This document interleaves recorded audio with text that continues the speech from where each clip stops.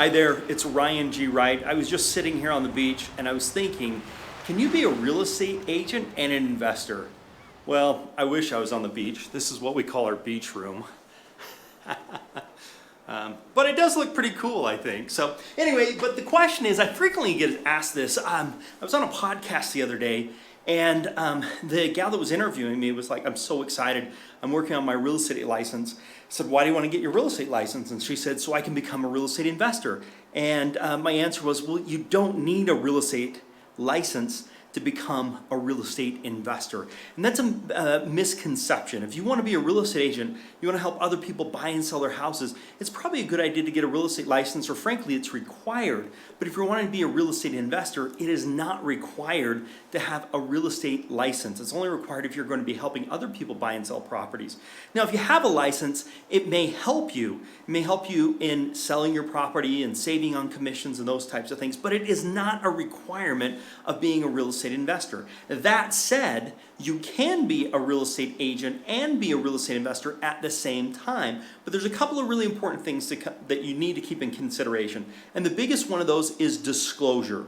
You've got to make sure that you're properly disclosing that you are a licensed agent when you're making offers on properties, even if they're not listed properties. So one of the things that I have to do is I have to say the principal of the buying company, or the principal of the purchasing LLC, are licensed real estate agents, or the principals of the buying corporation are licensed agents in the state of Utah, or whatever state that you're in. So it's important that you're making those disclosures. The reason is, the way that the states typically look at it is, if you're licensed, they believe that you have more knowledge than the common person when it comes to real estate. And so they want to make sure that the person you're buying from is put on notice. Hey, this guy has more knowledge potentially than you, so you need to be aware of that so that they can have the opportunity to get some advice or get some help. I have found that it really doesn't make any impact.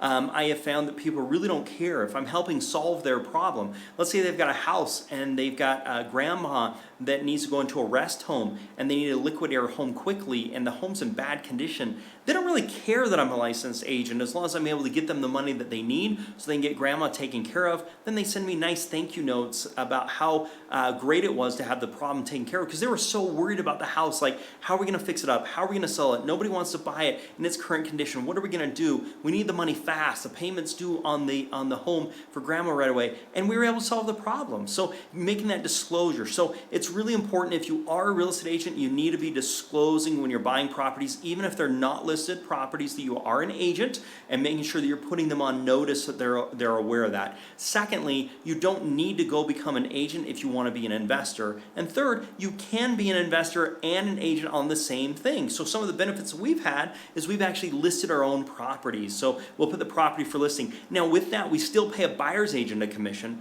We just end up saving ourselves the seller's agent commission, because we're actually listing the property for ourselves. Now that's a benefit. That doesn't mean you should run out and go to real estate school right away.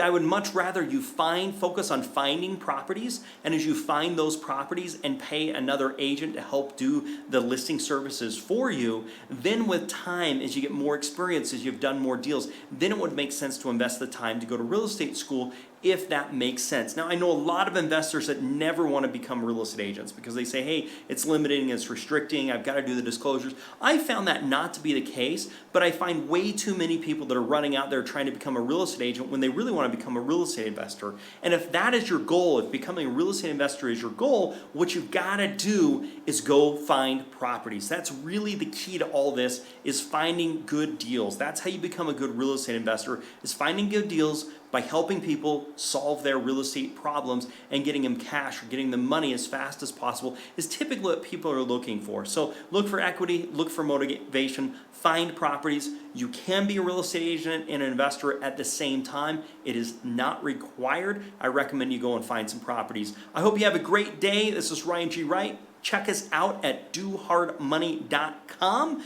and make it a very profitable day.